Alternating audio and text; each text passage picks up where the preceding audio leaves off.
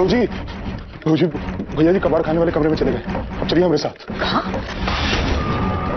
कहाँ पंडित जी? चलिए। कहाँ चली गई अर्पिता?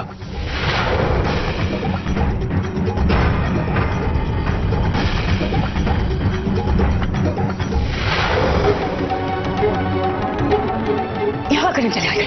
भैया जी को अचानक देख के घबरा गए।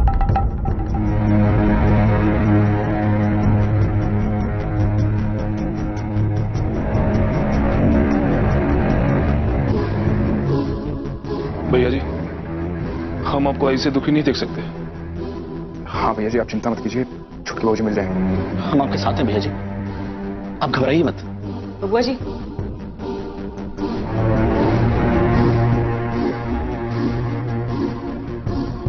आपसे कुछ जरूरी बात करनी रही।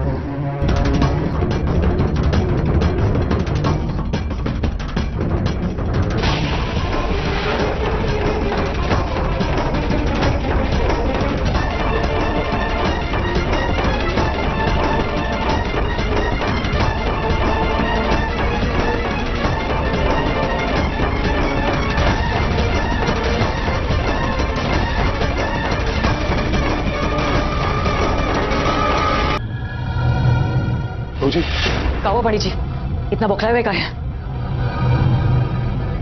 वो छोकरियां भाग गई।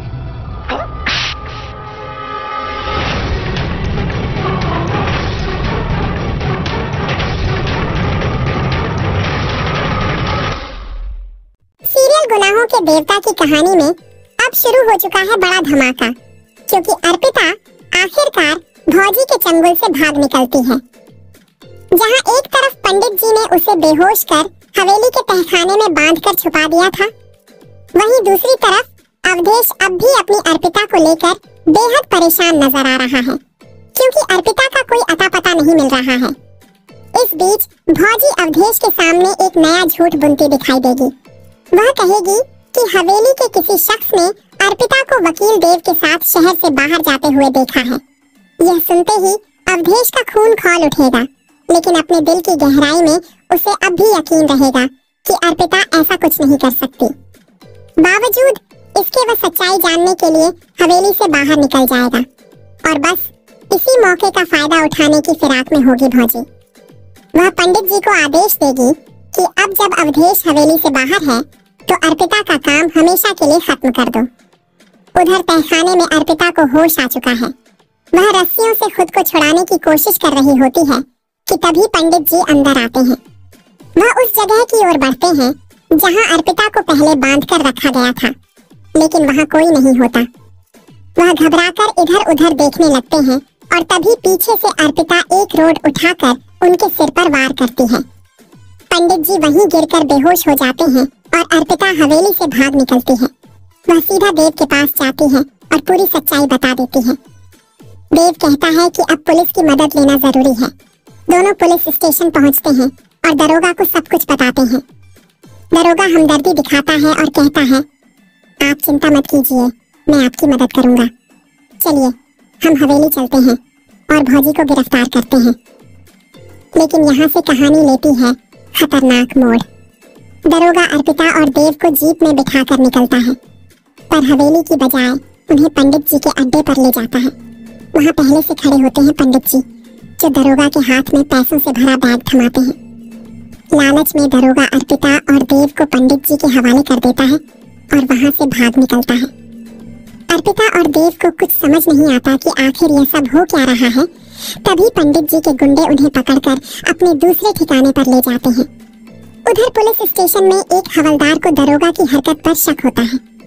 वह तुरंत अवधेश को फोन करता है और बताता है कि छोटी भौजी कुछ घबराई हुई सी यहाँ आई थी और दरोगा बहुत देर से लौटा नहीं है। ये सुनते ही अवधेश भड़क उठता है और दरोगा का पता लेकर सीधा वहीं पहुंच जाता है। वहाँ वह दरोगा की जमकर पिटाई करता है, जिसके बाद दरोगा डरकर सब सच उगल देता है। मैंने पैसों के लालच में देव और अर्पिता को पंडित जी के हवाले कर दिया। ये सुनते ही अवधेश तिलमिला उठता है, चिल्लाकर कहता है, अब पंडित नहीं बचेगा।